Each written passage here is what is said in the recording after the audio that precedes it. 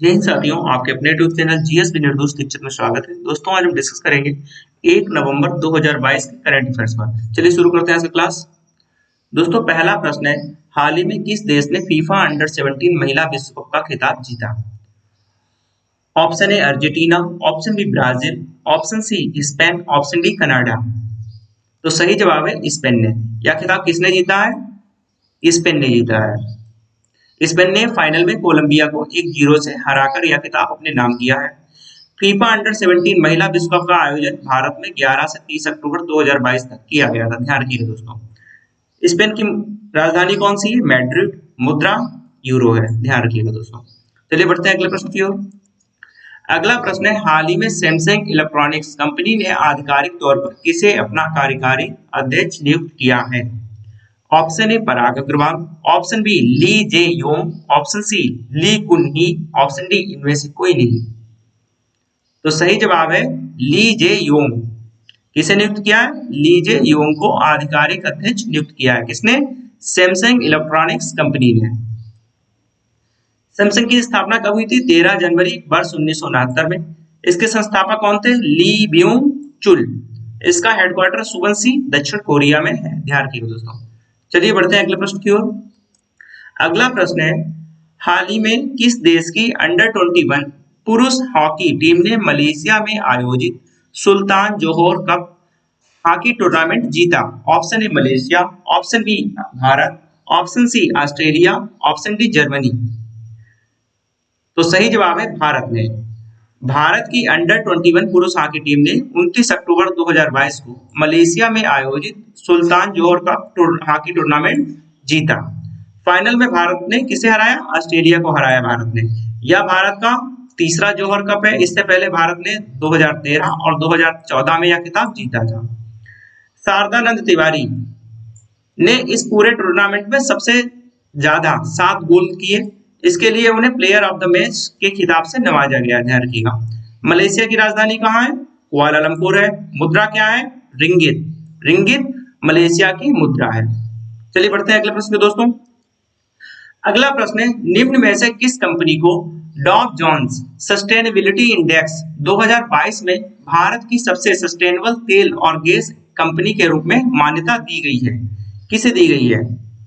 Option A Indian oil corporation limited, option B BPCL, option C ONGC, option D Reliance industries limited. तो सही जवाब है option B BPCL. Dow Jones sustainability index 2022 में Bharat petroleum corporation limited BPCL को भारत की सबसे sustainable तेल और गैस कंपनी के रूप में मान्यता मिली है। यह लगातार तीसरा वर्ष है जब बीपीसीएल को यह खिताब दिया गया है। वर्तमान में भारत पेट्रोलियम कॉर्पोरेशन लिमिटेड के अध्यक्ष कौन है? अरुण कुमार सिंह जी। और बीपीसीएल की स्थापना कब हुई थी? वर्ष 1952 में। इसका हेडक्वार्टर मुंबई महाराष्ट्र में है। ध्यान रखिएगा दोस्तों। चलिए बढ़ते हैं अगले प्रश्न की ओर। अगला प्रश्न है, दिल्ली विश्वविद्यालय सेलिब्रेटिंग 100 ग्लोरियस ईयर्स नामक पुस्तक के लेखक निम्न में से कौन है? Delhi university celebrating 100 glorious years नामक पुस्तक के लेखक निम्न में से कौन है? Option A doctor S Jaishankar, option B Hardeep Singh Puri, option C Nirmala Sitharaman, option D Shashi Tharoor. तो सही जवाब है इसका Hardeep Singh Puri ji. Delhi university celebrating 100 glorious years नामक पुस्तक केंद्रीय मंत्री श्री हरदीप सिंह पुरी जी के द्वारा लिखी गई है और इस पुस्तक की प्रस्तावना अमिताभ बच्चन जी के द्वारा लिखी गई है और यह पुस्तक रूपा पब्लिकेशन इंडिया द्वारा प्रकाशित की गई है। हरदीप सिंह पुरी जी वर्तमान में भारत के पेट्रोलियम और प्राकृतिक गैस और आवास और शहरी मामलों के मंत्री हैं। ध्यान रखिएगा दोस्तों। चलिए बढ़ते हैं अगले प्रश्न की ओर। अगला प्रश्न है, राष्ट्रीय एकता दिवस नेशनल यूनिटी डे किस दिन पर मनाया जाता है? भारत में राष्ट्रीय एकता दिवस किस दिन पर मनाया जाता है? ऑप्शन ए 30 अक्टूबर, ऑप्शन बी 31 अक्टूबर, ऑप्शन सी 29 अक्टूबर, ऑप्शन डी 28 अक्टूबर। तो सही जवाब है 31 अक्टूबर को। प्रतिवर्ष 31 अक्टूबर को भारत के पहले उप प्रधानमंत्री और भारत के पहले गृह मंत्री सरदार वल्लभ भाई पटेल जी की याद में राष्ट्रीय एकता दिवस मनाया जाता है।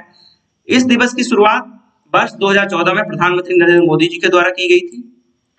सरदार पटेल जी को भारत की आजादी के बाद रियासतों को भारतीय संघ में शांतिपूर्ण ढंग से एकीकरण के लिए श्रेय दिया जाता है। जब भारत आजाद हुआ था तो भारत कई रियासतों में बटा था, तो उन रियासतों को भारत में एक करने का काम था वह सरदार वल्लभ भाई पटेल जी ने ही किया था।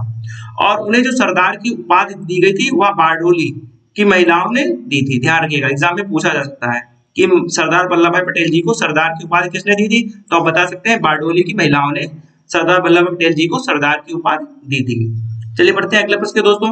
अगला प्रश्न है, हाल ही में किस राज्य ने अपनी लोकप्रिय लक्ष्मी भंडार योजना के लिए महिला एवं बाल विकास श्रेणी में प्रतिष्ठित स्कॉच पुरस्कार प्राप्त किया है? किसने प्राप्त किया है? Option A Uttar Pradesh, option B Paschim Bengal, option C Madhya Pradesh, option D Gujarat. तो सही जवाब है पश्चिम बंगाल ने। पश्चिम बंगाल ने अपनी लोकप्रिय योजना लक्ष्मी भंडार के लिए महिला एवं बाल विकास श्रेणी में प्रतिष्ठित स्कॉच पुरस्कार प्राप्त किया है। यह योजना अगस्त 2021 में शुरू की गई थी बंगाल सरकार के द्वारा। इस योजना के तहत सामान्य जाति वर्ग के लिए 500 रुपए प्रतिमाह दिए जाते हैं महिलाओं को, और अनुसूचित जाति एवं अनुसूचित जनजाति वर्ग के लिए लगभग 1000 रुपए प्रतिमाह दिया जाता है। किसे दिया जाता है? महिला को दिया। ध्यान रखिएगा। स्कॉच पुरस्कार की शुरुआत कब की गई थी? वर्ष 2003 में की गई थी। नोट कर लीजिएगा दोस्तों। आशा करता हूं आज की क्लास आपको पसंद आई होगी दोस्तों। अगर वीडियो आपको पसंद आया हो तो वीडियो को लाइक करें, सब्सक्राइब करें, शेयर करें। मिलते हैं कल फिर एक नए वीडियो के साथ, तब तक के लिए जय हिंद साथियों।